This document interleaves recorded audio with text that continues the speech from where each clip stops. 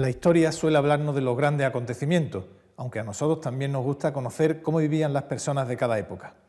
Este vídeo nos habla de la vida cotidiana de Roma. Hoy visitaremos Segóbriga y conoceremos las costumbres de sus gentes. Bienvenidos a Arqueomanía.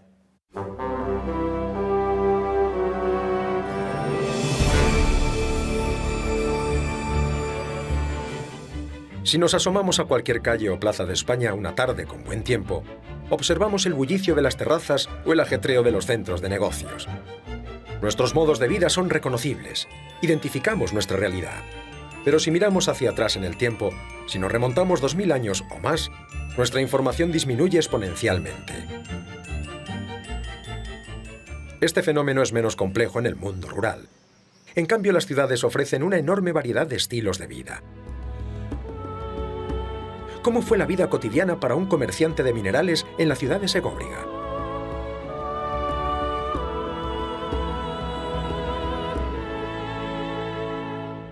En el corazón de la Celtiberia, en tiempos de Augusto, cuando Roma controlaba ya gran parte del territorio peninsular, se comenzó la construcción de la ciudad de Segóbriga.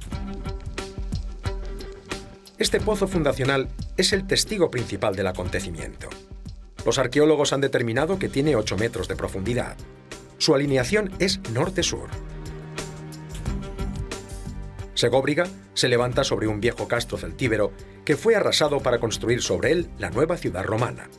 Una ciudad llamada a ser de las más importantes de Hispania. Segóbriga era la capital de la Carpetania, porque hereda a una ciudad destruida antes, que está a pocos kilómetros de aquí, que se destruye en las guerras de Sertorio, y entonces ella pasa a tener un territorio enorme que controlaba todas las vías de comunicación que hoy día es el centro de Madrid, diríamos, como centro radial.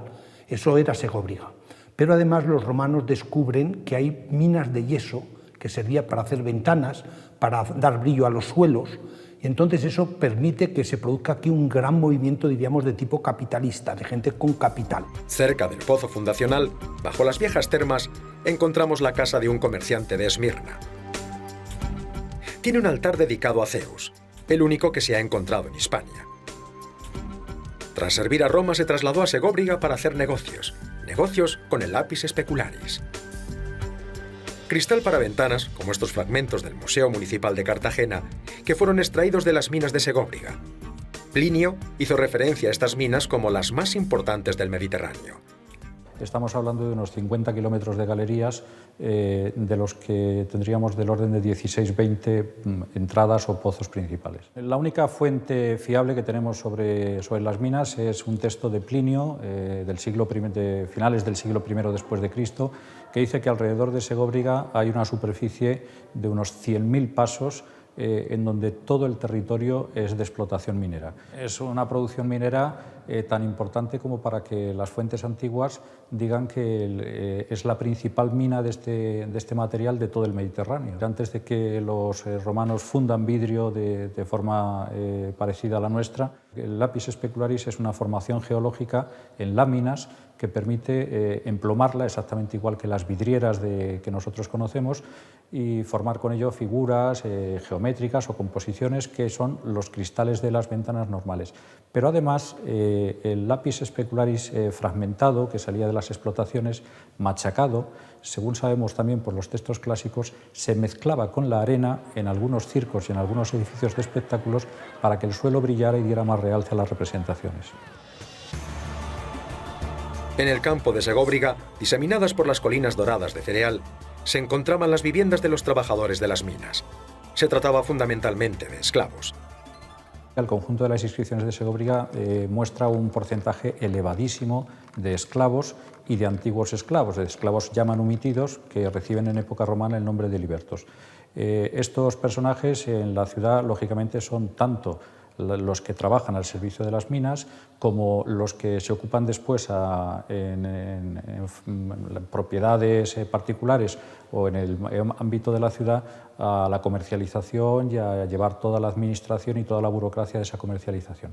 Tenemos muchos esclavos muertos muy jóvenes, algo muy corriente en las zonas mineras, donde sabemos que la esperanza de vida se reduce de una forma drástica. Son esclavos comprados en mercados mediterráneos tanto en los mercados del ámbito griego como en los mercados itálicos, quizá algunos también comprados en la península ibérica, que son trasladados a miles de kilómetros de sus lugares de origen, sin recuerdos de su patria, sin recuerdos de su familia, obligados a trabajar de forma permanente en las minas. Pero la vida de nuestro comerciante de Esmirna, en Segóbriga, era muy diferente. Estudiando la configuración de la ciudad y la ubicación de su casa, podemos aproximarnos a su estilo de vida. La ciudad de Segóbriga, como ya habíamos comentado en algún momento, se construye a partir de un castro celtibérico arrasado completamente para iniciar de nueva planta una obra que sea una ciudad romana en la que la gente que llega de otros territorios del imperio a vivir aquí pueda vivir a la romana y en donde los nuevos ciudadanos puedan también disfrutar de los beneficios de vivir en ese marco. ¿Qué significa esto? Significa que la ciudad tiene que tener termas, que la ciudad tiene que tener foro, tiene que tener templos, áreas de esparcimiento, edificios de espectáculos, y esto significa que no se puede improvisar la arquitectura, sino que la arquitectura es una arquitectura que viene ya modelada de otros territorios, principalmente de Italia y principalmente de Roma, donde dijéramos que se experimentan todas las formas arquitectónicas que después se van reproduciendo en otros lugares del imperio a escala menor y, por supuesto, con menor suntuosidad. El anfiteatro tendría capacidad hasta unas 5.000 personas. El teatro probablemente algo menos de la mitad. El teatro, sobre todo, era un elemento de culto ritual. Estaba muy vinculado al culto imperial, a procesiones, a las manifestaciones de los ciudadanos, de las élites urbanas que regían la ciudad, y por tanto tenía un aspecto más ideológico, un poco como aunque la comparación no sea muy exacta, como nos pasa a veces con las ceremonias religiosas. Y en cambio el anfiteatro era una cosa mucho más festiva, a veces con escenas violentas, otras no tan violentas, pero era un poco como la plaza de toros. Los espectáculos son generalmente financiados por la ciudad de su erario público o bien por los magistrados a los que obliga la ley o que de forma voluntaria financian este tipo de representaciones. Entonces, debido a que los juegos en realidad es un elemento de compensación social de las tensiones que genera la vida cotidiana, se procuraba que siempre fueran gratuitos precisamente para que fueran el aliviadero de todas esas presiones. Las termas, a donde acudían las clases altas, se conservan bastante bien, aunque han tenido que ser restauradas.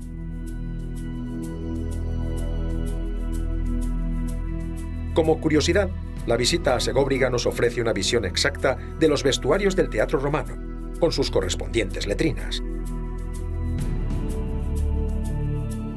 Un modo de vida sin duda elegante, refinado, pero queda un aspecto por ver.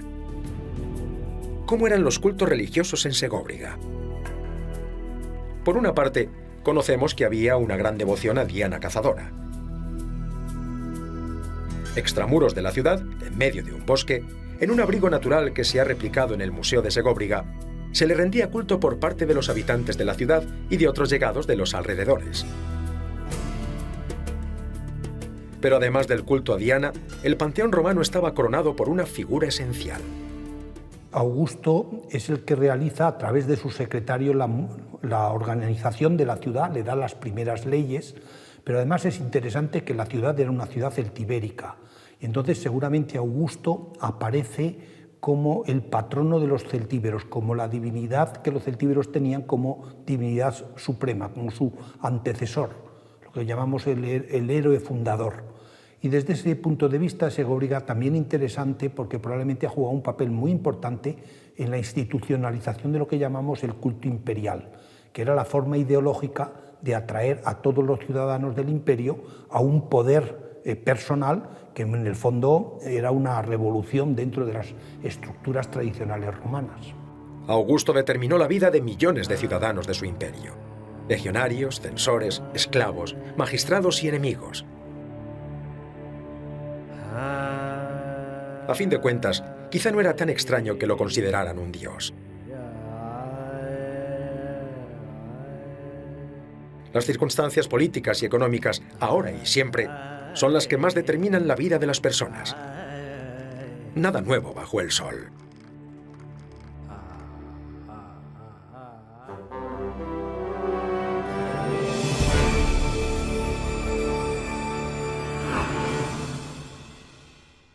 Bueno, pues en mi caso en realidad es casual. Yo me metí a estudiar estas cosas por curiosidad. Y de la curiosidad, que supongo que es lo que subyace también a la investigación, pues nació un interés, si se quiere, más justificado y al final una profesión. Si hablamos a gran escala y en concreto en España, yo creo que la arqueología debe conseguir que exista una mayor conciencia social de la importancia del patrimonio en general arqueológico. Y no por el típico propósito que exponemos siempre los especialistas, de su valor histórico, sino porque demuestra la madurez de una cultura moderna, el querer conservar de su pasado algo que también es riqueza y que otros saben aprovechar y nosotros no. Hay que, por desgracia, dedicar muchas horas primero a formarse y después, que nunca acabas de formarte, aplicar esa formación en el trabajo. Y después sí, también la imaginación. Yo creo que con rigor la imaginación es la clave que mueve esa formación y ese trabajo hacia resultados.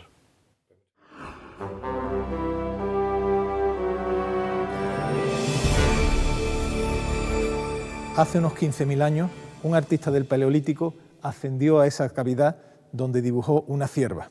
En su camino observó con respeto unas manos representadas sobre la pared.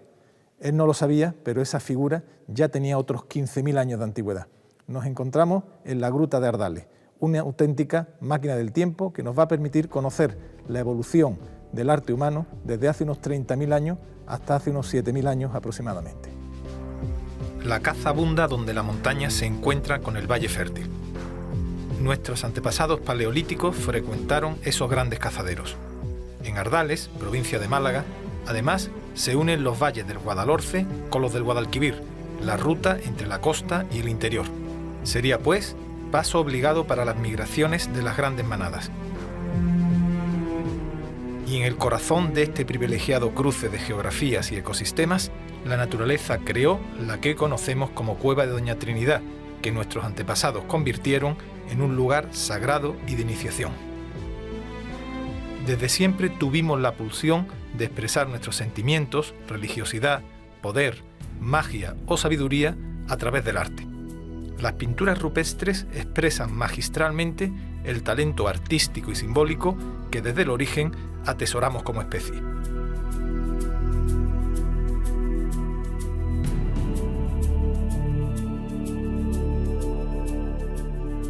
La Cueva de Ardales alberga más de 1.200 motivos entre grabados y pinturas, lo que la hace de las más hermosas e interesantes de todo el sur peninsular. Además de esta espectacular riqueza artística, la cueva destaca por su belleza natural, con sus grandes salones, sus estalactitas imposibles y su singular juego de brillos y reflejos que nos asombran y emocionan.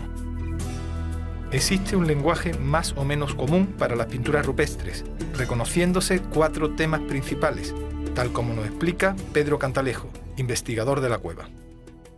El tema más minoritario es precisamente el de las manos.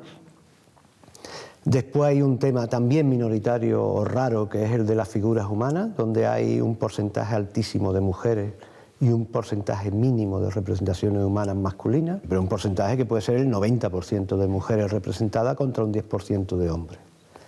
Y después están los 2 grandes bloques que conforman el arte rupestre paleolítico: las figuras de animales, es decir, las representaciones de fauna, y las representaciones de signos, son meramente representaciones simbólicas. Las pinturas paleolíticas se extienden por toda Europa occidental y, curiosamente, cada época tuvo su propio estilo. Esto es un arte europeo, y aunque estemos en el sur de Europa en la época del Paleolítico, pero esto es un arte universal. Igual que hay estilos a lo largo de la historia, el estilo de arte prehistórico se repite a lo largo del Paleolítico en toda Europa. Sí, efectivamente. Hay una serie de cánones que se aplican en distintos momentos y que nos permiten en muchas ocasiones diferenciar de visu, es decir, inmediatamente, si estamos ante una grafía del Paleolítico antiguo, arcaico, o en una grafía del Paleolítico final. Igual que existe el gótico o el barroco, que se extiende, hace 30.000 o 20.000 años ya existía un tipo de arte más o menos homogéneo por etapas. Sí, y no es exactamente una evolución, como ocurre con casi todos los artes, sino un procedimiento que se emplea donde la técnica tiene un valor, también tiene un valor la forma de ver las cosas, y sobre todo unos convencionalismos de representación que son las claves en el fondo de todo arte, y esto fue un arte, una alta cultura. Las figuras más emblemáticas de la cueva son las manos en negativo. La miramos y sabemos que quiere indicarnos algo. Una señal de posesión, un elemento mágico, una advertencia. Es una mano izquierda, está aerografiada, es decir, se sopló pintura, en este caso dióxido de manganeso. Se hicieron 3 pulverizaciones y como característica singular, las manos de Ardales tienen plegado el dedo índice y el meñique. O sea, cada gruta tenía un signo, ¿no? Las manos se pintaban de una forma distinta. Aparentemente sí, es decir, es lo que demuestra el estudio de las escasas manos que hay representadas en el Paleolítico de Europa. Son una treintena de cuevas con manos en toda Europa, ¿eh? Lo mismo que los animales están representados en la naturaleza por sus pisadas, es decir, por las huellas de sus extremidades. Yo creo que la mano fue precisamente el símbolo principal del humano. ¿Qué antigüedad tiene esta pintura? Más de 27.000 años. Pedro, los dedos parecen cortados. ¿Por qué no salen los dedos completos de la mano? Bueno, de hecho, hace casi 60, 70 años los investigadores creían que eran manos mutiladas. Llegaron a hacer auténticas hipótesis sobre el tema de las manos mutiladas y demás. Pero hoy en día sabemos que no, que son gestos hechos expresamente, además en cada cueva el suyo, como hemos dicho antes. Este mundo simbólico de plegar los dedos, de hacer con los dedos, en la cueva de Ardales, por ejemplo, se nota muy bien cómo hay fallos y entonces arrugan los dedos de una manera u otra y sabemos que no eran manos mutiladas, sino que son gestos expresamente diseñados, ¿no? De tal manera que yo creo que esto condicionaba, seguramente porque el gesto los representaba. Con lo cual, un posible visitante a la cueva entendería la señal que le lanzaba la mano y lo identificaría a un grupo humano o a una época. Claro, yo estoy completamente seguro que o bien hacia la banda o bien hacia el territorio. Para el dibujo de estas manos fue necesaria una especial maestría en la técnica utilizada. Pedro, ¿con qué técnica se pintó la mano? Pues a pie de una de las manos aparecieron 2 huesos finos que sirvieron de pulverizadores, de herramienta para realizarlo. Nosotros hemos hecho la experimentación muchas veces de cómo se hizo la mano, porque hubo 3 disparos, 3 pulverizaciones, y solamente empleando el efecto Venturi con un recipiente que probablemente fue como este, un recipiente natural que se ha digregado, pero los huesos sí que están conservados y en el Museo de Ardales, y la técnica es muy sencilla. Uno de los pulverizadores, el más pequeño, uno de los tubos se mete recto y el segundo directamente se sopla. Para dibujar y recorrer las cavernas resultaba del todo imprescindible disponer de una buena iluminación. Para explorar la cueva nos hace falta una lámpara. Lo primero será conseguir las chispas.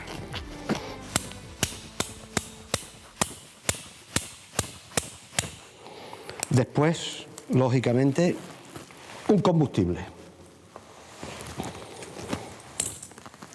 Ese combustible se ha creído que era grasa de animal, pero estamos comprobando que es mucho más útil para la espeleología, es decir, para la progresión dentro de las cuevas, emplear cera de abeja.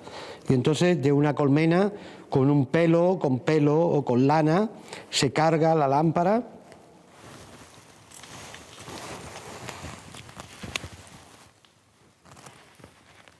Y esta ya no importa que la llevemos en la mano.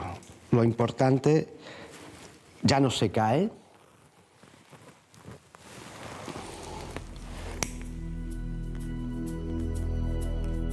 E iluminados por estas lámparas de cera, los artistas grababan o pintaban sus mensajes en forma de animales, signos o personas.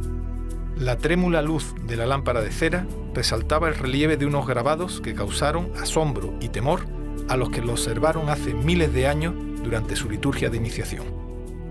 Las paredes de esta cueva están llenas de imágenes y muchas veces intencionalmente se situaron en hornacinas naturales, pues como estas que hay aquí, que van cubriendo una serie de frisos, un friso corrido, y en ellas se situaron imágenes sobre todo de fauna en el interior de cada uno de esos frisos, como ocurre aquí. Uno de los animales que está metido dentro en estas hornacinas es una cabra montés que está ocupando este sector.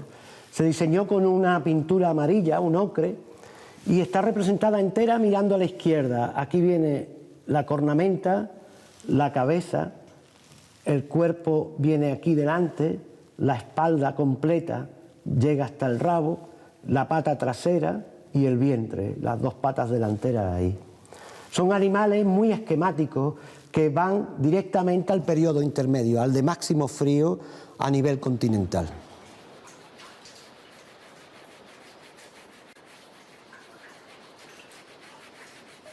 Otras figuras paleolíticas están escondidas porque son grabados y solo cuando aplicamos una luz rasante aparecen realmente saliendo de la pared, como ocurre con esta cierva que tenemos aquí, con un grabado muy fino, hecho a punta de un buric de sílex que baja. Esta figura, junto con otras muchas de aquí, pertenecen también a ese segundo ciclo que corresponde con la época más fría y que estaríamos hablando aproximadamente de unos 20.000 años de antigüedad. Adentrarnos en la cueva de Doña Trinidad supone sumergirnos en las profundas aguas de los océanos del tiempo. Durante más de 20.000 años fue utilizada por nuestros antepasados, que supieron respetar escrupulosamente los signos de sus ancestros remotos. Ciervos, caballos y toros hace 15.000 años, manos hace casi 30.000. ¿Quién sabe cuántos secretos aún custodia la oscuridad de esta catedral singular, hermosa y solemne en su liturgia ancestral?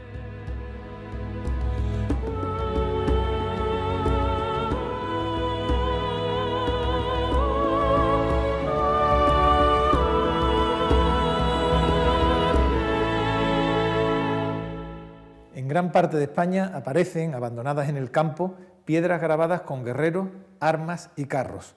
Nos despedimos hoy descubriendo los secretos de estas misteriosas estelas. Y no olviden que en nuestro próximo programa continuaremos contándoles lo que ocurrió hace mucho, mucho tiempo.